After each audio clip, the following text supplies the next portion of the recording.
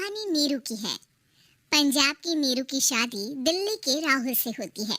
दिल्ली कितना बड़ा शहर है ना, लेकिन आप लोगों का घर तो बहुत छोटा है। हमारे पंजाब में तो ये बड़े बड़े घर होते हैं कि मजा ही आ जाता है। कोई बात नहीं नीरू, मैं भी तुम्हारे लिए बहुत बड़ा मकान बनाऊंगा बहुत जल्दी।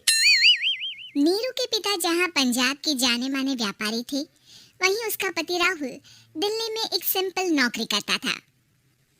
माँ, यहाँ तो घी मक्खन इतना महंगा है कि क्या बताऊं। मैं तो तरस ही जाती हूँ घी खाने के लिए। नीरू की माँ को ये सुनकर बहुत दुख होता है। मेरी बेटी को घी नसीब नहीं हो रहा है और ये बहू यहाँ बैठकर घी में शक्कर डाल रही है। देख वनिता, मैं साफ कह रही हूँ, इस घर में जितना घी आएगा उतना ही मेरी बेटी के घर दिल्ली भी जाएगा। अरे ये क्या बात होती है माँ जी?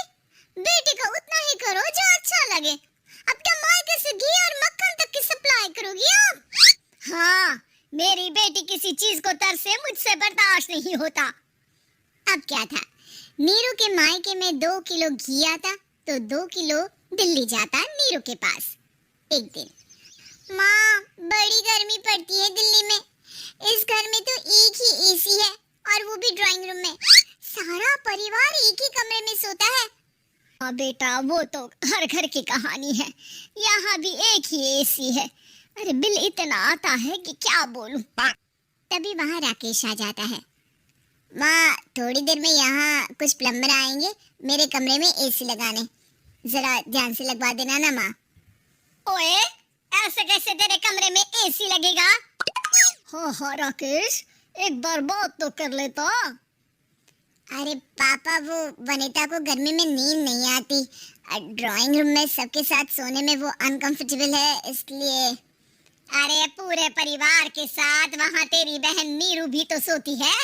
वो नहीं हो रही क्या अनकंफर्टेबल? समझ रहा है ना? अगर एसी लगेगा तो एक दिल्ली में तेरी बहन के कमरे में भी लगेगा, तभी तू लगा सकेगा। राकेश वनिता को सारी बात बताता है। वनिता करती भी क्या, मन मारकर बैठ जाती है। माँ, ये लोग ठीक नहीं है, क्या करूं मैं? अरे बेटी, यहाँ आ जा तू, यहाँ आकर रह ले। अरे छोड़ दे ऐसे पति को। कैसे छोड़ दूं माँ? समाज क्या कहेगा, लोग क्या कहेंगे? वैसे भी मेरा एक बेटा है मयंक। अरे हटा बेटा, तेरी उम्र ही क्या है, इतनी परेशान रहेगी तो काम कैसे चलेगा। खैर, बात आई गई हो जाती है। माँ को लगता है कि नीरू ठीक है, तो वहीं नीरू के मन में एक ही लाइन चल रही होती है, यहाँ आजा। माँ ने तो बोल ही दिया है कि यहाँ आजा। बस मयंक थोड़ा सा बड़ा हो जाए, इन गरीबों को छोड़कर मैं वापस माँ के पास ही चली जाऊंगी। वो इसी सोच में बाजार में चल रही थी कि मैम, आपका दुपट्टा जमीन को छू रहा है। नीरू जैसे ही उस लड़की की तरफ देखती है, देखती ही रह जाती है। हाय रे, कितना सुंदर लड़का है ये।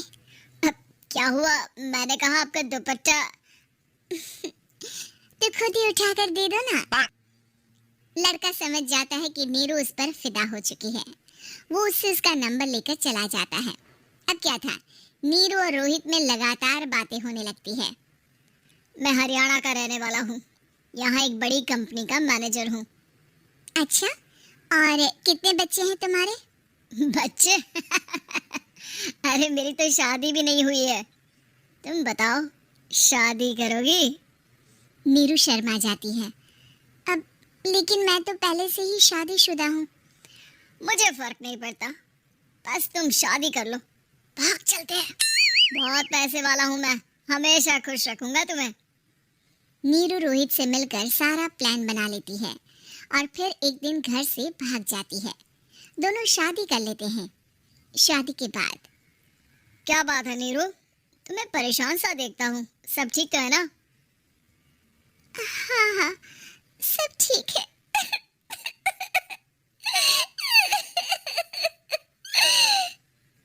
ये कहते कहते ही वो रोने लगती है। अरे क्या हो गया, रो क्यों रही हो?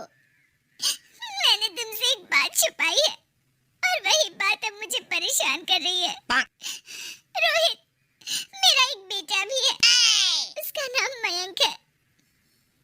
क्या बात कर रही हो? ये तुमने मुझे पहले क्यों नहीं बताया? देखो नीरू, मेरी माँ को मैंने ये नहीं बताया है कि तुम शादीशुदा हो। बच्चा मैं मैनेज नहीं कर पाऊंगा।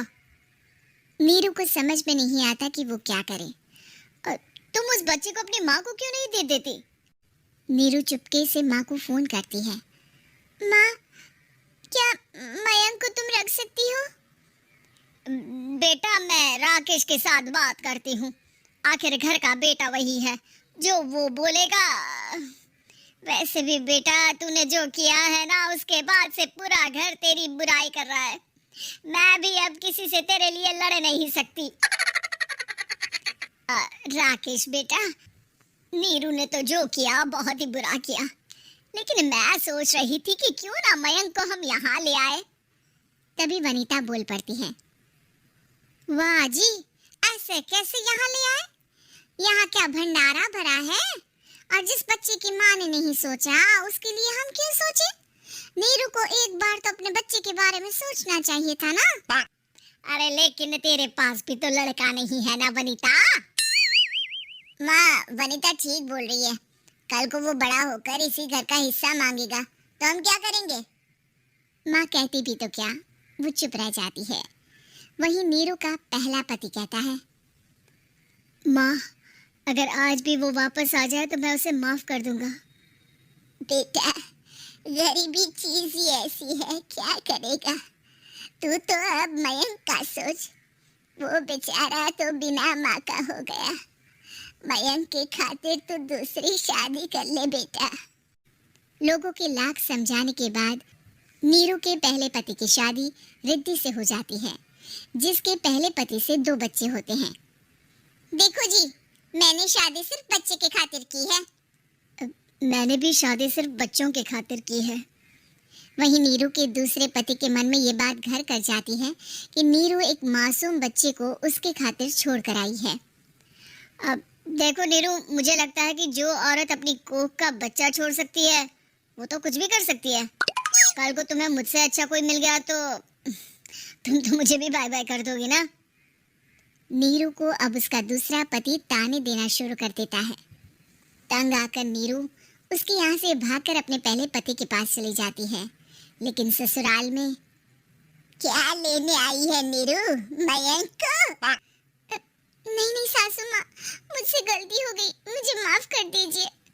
नीरू, अब वक्त खत्म हो गया है, मेरी शादी हो चुकी है। तो छोड़ दो ना उसे, हमारा बच्चा है। मैं आपको अपनी माँ नहीं मानता, मेरी नहीं मान तो बात पूछिए। नीरू मयंक की बात सुनकर समझ जाती है कि उसके पास अब न आसमान रहा, ना ही जमीन।